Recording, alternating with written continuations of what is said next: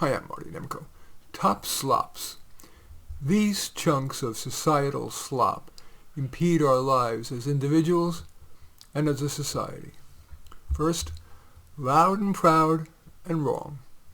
Despite being cocksure, many people's insistence belies their narrow reflexive thinking, especially around public policy.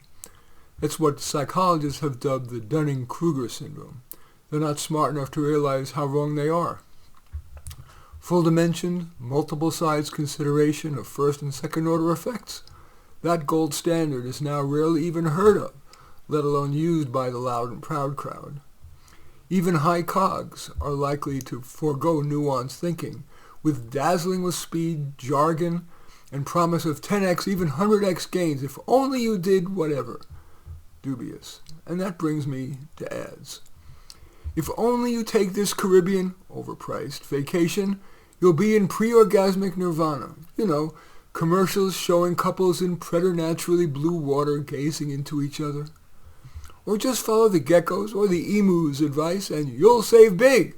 Just look, those who switch save $847. But what about the many more people who compared, saw the advertisers' high prices, which of course are built into the insurance premium, and therefore didn't switch? On the commercial, pitching a babe-adorned Luxmobile, 5-figure watch, or jewelry, implying you too can achieve the American dream if only you spend 2x, 5x, 100x. In the case of Diamond versus CZ, 100x.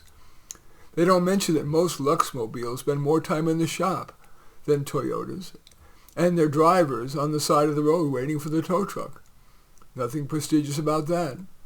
Besides, anyone with half a brain judge those show-offs as foolish, spending money they probably don't have to impress based on superfists.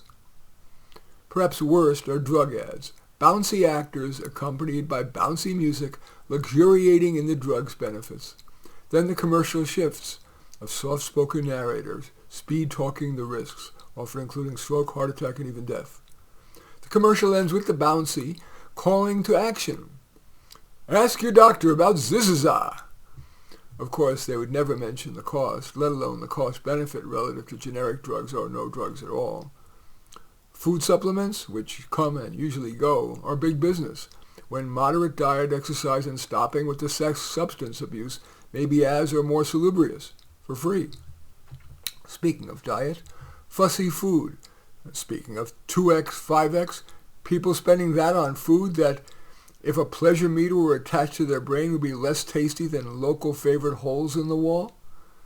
At restaurants, many of them, $15 for a few leaves of lettuce, kale, and arugula, $40 for fatty short ribs with a side of mashed potatoes and spinach, $15 for a slice of pie or a glass of wine that most people don't appreciate 5x from Trader Joe's $3 chuck. Maybe the most visible and laughable example is when California Governor Gavin Newsom, during the COVID lockdown and snitching he ordered, threw a party for 12, a COVID violation, at the French Laundry. $500 a person, then that's just the food price on the menu, not including the no doubt silly priced wine. Education. Higher ed may be America's most overpriced product. A major study, Academic Adrift, out of the University of Chicago, the University of Chicago Press, found that almost half of freshmen grew little by their senior year in those core areas of critical thinking and writing.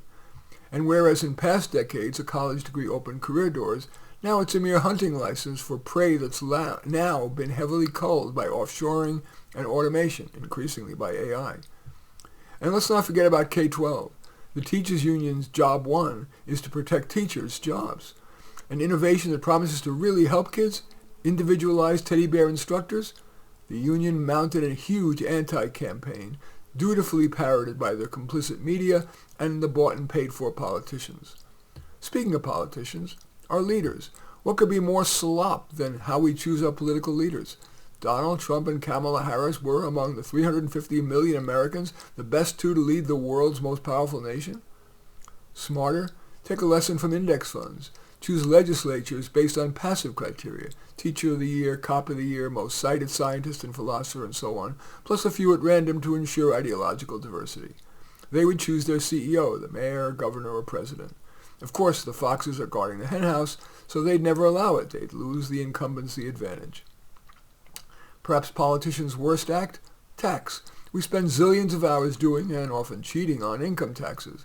Why not a progressive national sales tax, with basic items exempt?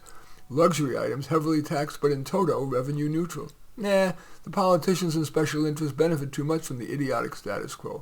Pure slop.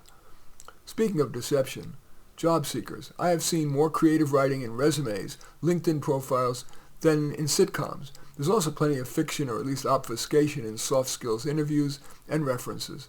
No wonder that employers are increasingly devaluing or even not requiring those, even a degree, in favor of tests of the candidate's performance on the job's common difficult tasks.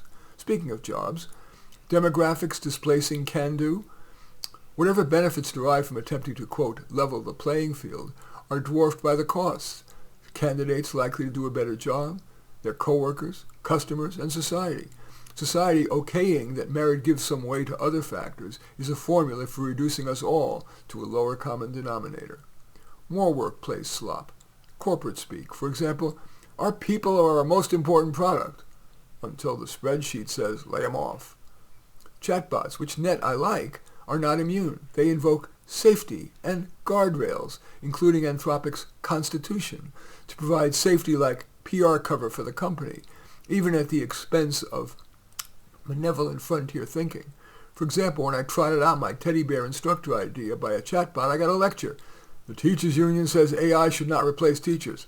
Well, what about the poor results of the expensive pool of teachers yielding terrible results, including for the poor, that they claim to care so much about? That's no surprise given the impossibility of a live teacher to meet the varied needs of the now mixed ability classes. And talk about performative language? Marriage. For richer and poorer in sickness and health until death do us part. 50% don't. How about renewable term marriage? Stability without a lifetime legal armored chain. Trauma-informed therapy. Revisiting yet again what your mother or your father or capitalism did to you often causes the person to feel like a victim with too little agency. That encourages stasis, pity partying, and staying stuck rather than taking baby steps forward. My dad, a Holocaust survivor, told me he rarely thinks about the Holocaust. Martin, the Nazis took 5 years from mein life. I won't give them 1 minute more. Martin, never look back. Always take the next step forward. Excise the slop. It'll improve your life 10x. Well, at least 1.1x. In any event, that's Top Slops. As usual, I welcome your thumbs up and accept your thumbs down. I always look forward to your comments and especially like it if you hit the share button below. Share on your social media so that my efforts can have broader impact. And I am flattered if you choose to subscribe to my channel. And certainly would welcome you taking a look at any of my 36 books. Perhaps most relevant are A Dose of Reality and How to Do Life. But all 36 are on Amazon. In any event, I thank you for watching. I am Marty Nemko.